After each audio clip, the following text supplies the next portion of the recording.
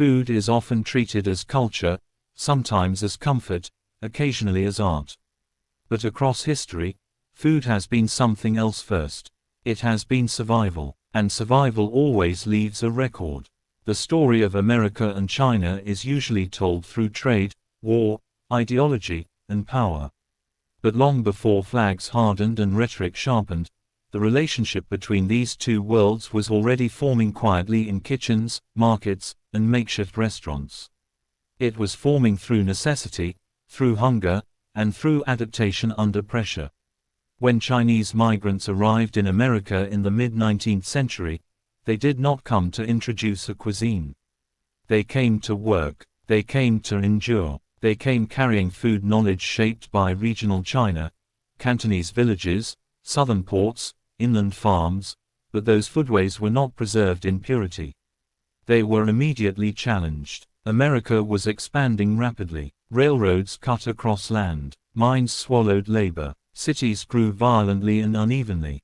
Chinese workers were welcomed where labor was needed and rejected everywhere else. They lived at the edges of society, often banned from professions, property ownership, and political participation. Food became one of the few spaces where agency remained. At first, Chinese workers cooked only for themselves. They pooled resources. They substituted ingredients. Rice became precious. Soy sauce stretched thin. Familiar vegetables disappeared, replaced by whatever could be grown or purchased cheaply. Cooking was practical, repetitive, and rooted in memory rather than presentation. But memory alone does not pay rent. As Chinese cooks began preparing food for non-Chinese customers, food shifted from survival to negotiation. American diners were curious, but wary. Chinese food was described as strange, pungent, unsettling. Newspapers portrayed Chinese kitchens as filthy, dangerous spaces. Political cartoons equated food with threat. To continue operating, Chinese cooks adapted again.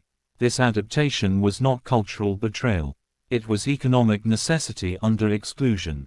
Dishes became flexible. Sauces thickened. Sweetness increased. Meat was emphasized. Frying replaced slow cooking. Plates were simplified. The goal was not authenticity. The goal was acceptability. What emerged was not traditional Chinese cuisine, and not American food either. It was something new, a cuisine born under pressure, shaped by racism, and sustained by entrepreneurship. Chop suey became the symbol of this transformation. It was adaptable, cheap, and forgiving. It could absorb leftovers. It could stretch portions. It could satisfy American expectations of abundance while remaining affordable. Chop suey was not an ancient recipe. It was a response. As anti-Chinese violence intensified and laws hardened, food took on a new role. The Chinese Exclusion Act of 1882 did not simply restrict immigration. It froze communities. Families were separated for decades. Men lived entire lives without wives or children. Economic opportunities collapsed. Restaurants survived because they were tolerated. Food became containment. Chinese presence in America was permitted as long as it remained behind counters, inside kitchens, serving a version of culture Americans could consume without confronting the people behind it. Restaurants multiplied not because Chinese culture was welcomed, but because it was confined. For many Americans, Chinese food became their only interaction with China. What they tasted shaped what they imagined. China became exotic but harmless, foreign but manageable, different but digestible. Meanwhile, China itself was transforming in ways Americans never saw. The fall of the Qing dynasty, internal conflicts, colonial pressure, Japanese invasion, these forces reshaped food from the inside. Scarcity became common. Regional cuisines fractured and adapted. Food knowledge became survival knowledge.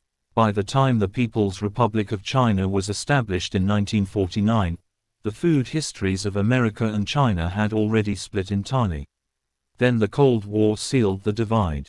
China closed itself politically and culturally. America reframed China as an ideological enemy. Immigration slowed to a trickle. Exchange nearly stopped. But American Chinese food continued, unchanged. Recipes froze. Menus standardized. Decorations repeated. What had once been adaptation hardened into tradition. American Chinese food became a time capsule. General Tso's chicken, egg foo young, sweet and sour pork, these dishes did not evolve alongside China. They evolved only in response to American taste, American economics, and American expectations. Food told Americans that China was distant, contained, and understandable. Actual China was none of those things. Inside China, food was politicized. Collectivization reshaped agriculture. Rationing redefined meals. Hunger altered priorities. Cooking became simpler, not by choice but by survival. Flavor yielded to calories. This reality never reached American plates. Instead, Americans consumed abundance while China endured scarcity. Two nations shared a name for a cuisine that no longer connected them. This contradiction deepened through the 1960s and 70s. As diplomatic relations thawed, curiosity returned. Travelers came back with unfamiliar stories. Immigrants from new regions introduced dishes Americans had never seen. Food writers began questioning what authenticity even meant. For the first time in decades, American diners were confronted with something unsettling. Chinese food was not what they thought it was. This revelation created tension. Some rejected unfamiliar flavors. Others embraced them as discovery.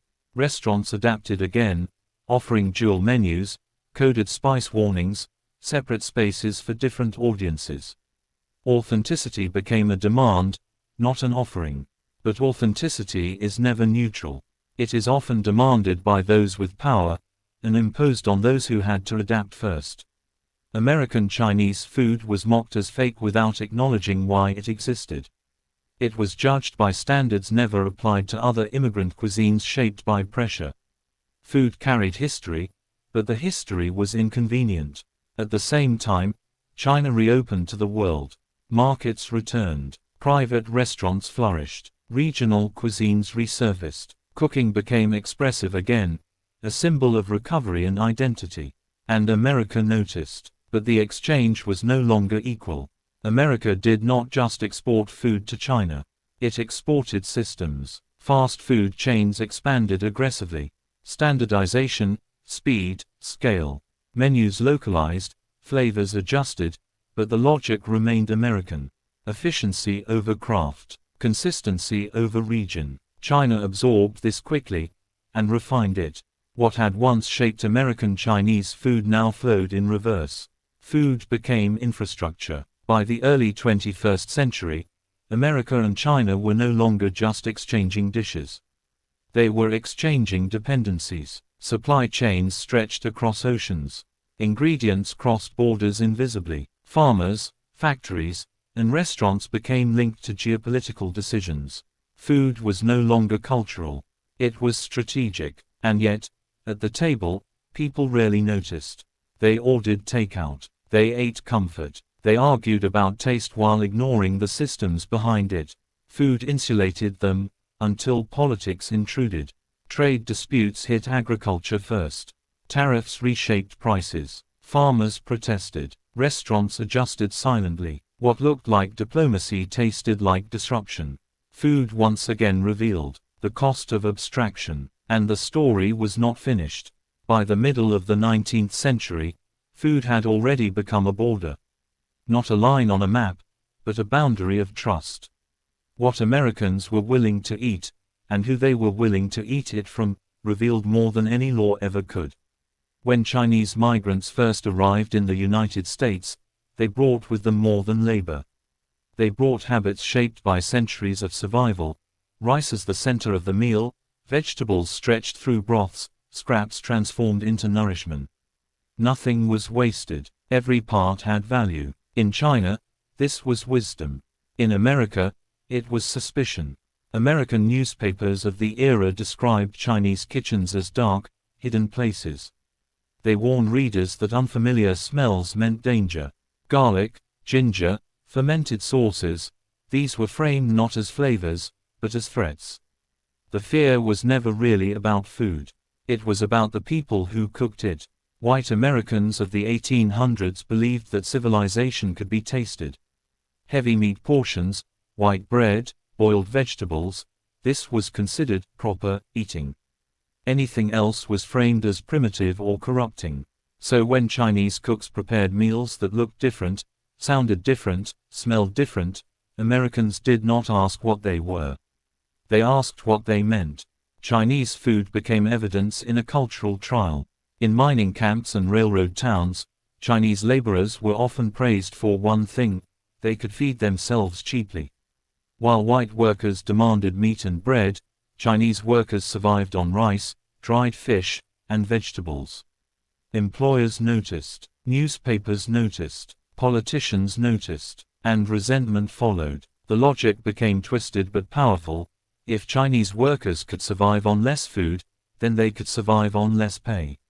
Food became an economic weapon.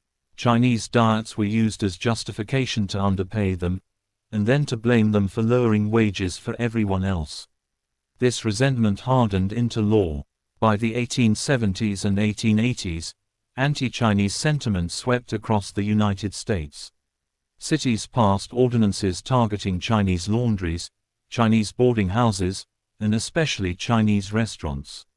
Health inspectors appeared suddenly and often. Kitchens were measured by impossible standards. A single violation could mean closure. Food was the excuse. Exclusion was the goal. Yet something unexpected happened inside these pressures. Chinese cooks adapted. They learned which ingredients frightened Americans, and which intrigued them. They softened flavors. They substituted local vegetables. They reduced unfamiliar textures. They learned to cook for survival, not tradition. This was not surrender. It was translation. Dishes began to change. Sauces thickened. Meat portions increased. Plates were arranged to look more familiar to Western eyes. Rice, once central, moved quietly to the side. And Americans began to eat, not because they respected Chinese culture, but because the food no longer challenged their sense of control. This moment matters, because it marks the birth of something entirely new. Not Chinese food, not American food, but a hybrid, shaped by fear, economics, and negotiation. By the turn of the 20th century, Chinese restaurants occupied a strange position in American cities. They were both forbidden and irresistible. Newspapers warned against them, yet diners filled their tables. Moral reformers condemned them, yet politicians quietly ate there after dark. Chinese food became exotic without being foreign, safe, but still thrilling. And in that tension, a new myth formed. Americans began telling themselves that Chinese food was ancient, mysterious, unchanging. In reality, it was constantly evolving, reacting to American tastes, American laws, American racism. The irony is sharp. While America accused China of being stuck in the past, it demanded that Chinese food freeze in a form Americans could control. Then came the exclusion laws. The Chinese Exclusion Act of 1882 did more than block immigration. It froze families apart. It trapped cooks in place. It forced Chinese communities inward, making Chinatowns more isolated and more visible. Restaurants became lifelines. They were among the few businesses Chinese immigrants were allowed to operate. Food became one of the only acceptable ways to exist in public American life. So Chinese food adapted again. Menus were printed in English. Dishes were renamed. Stories were invented. Some dishes were claimed to be ancient Chinese recipes, even when they had been created only years earlier in American kitchens. This was survival through storytelling. And Americans believed the stories, because they wanted to. Eating Chinese food allowed Americans to feel adventurous without confronting the people behind it. The restaurant became a controlled environment where curiosity could exist without equality. This is how food becomes power. By the early 1900s, Chinese restaurants spread far beyond Chinatown. College towns, small cities, even rural communities had them. For many Americans, Chinese food became the first non-European cuisine they ever tasted. Yet even then, it was framed as imitation, a novelty, not a culture. What Americans didn't realize was that Chinese cooks were quietly shaping American taste itself.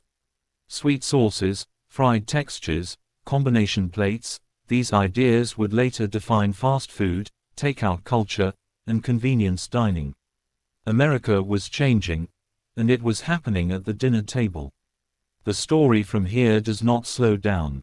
It accelerates. War, global politics, and industrialization will push this food transformation even further, until Chinese-American food becomes one of the most powerful culinary forces in the country. But it will never stop carrying the weight of how it began.